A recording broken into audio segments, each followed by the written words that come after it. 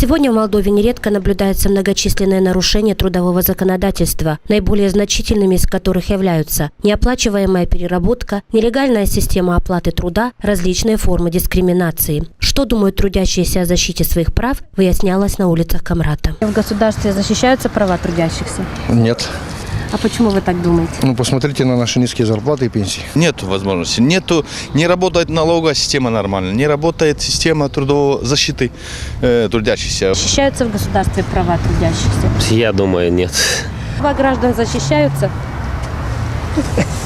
Не знаю. Как выяснилось, люди также не знают, куда обращаться в случае ущемления их прав и не верят структурам, отвечающим за их защиту. Куда обращаться, чтобы свои права защитить, если они ущемлены? Не знаю, затрудняюсь ответить. Разве что судебные инстанции, все. Поможет? Нет. Есть кодекс, трудовой кодекс, наверное. Согласно трудового кодекса. Дальше.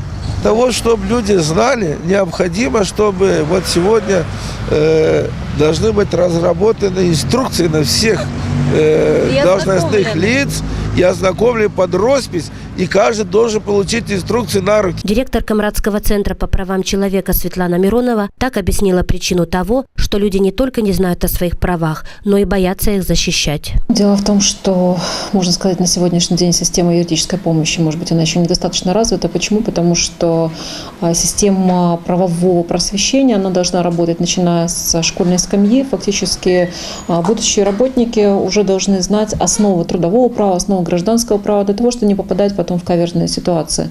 Конечно же, это задача как образования, так и дальше непосредственно задача самого работника. Почему? Потому что кто предупрежден, тот вооружен.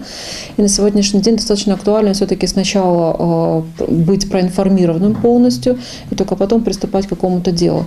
Благо, что на сегодняшний день работает достаточно большое количество юридической консультации. Это офис юридической помощи, гарантированный государством, это и наш центр по правам человека, юридическая клиника, единое бюро информации и услуг при райадминистрации. То есть фактически это органы, к которым можно подойти и получить всю необходимую информацию. Данные недостатки говорят о незрелости правовых отношений на рынке труда. Ключевая роль в решении этих вопросов принадлежит государству. Безусловно, важным элементом также является правовая осведомленность самих трудящихся и желание отстаивать свои права.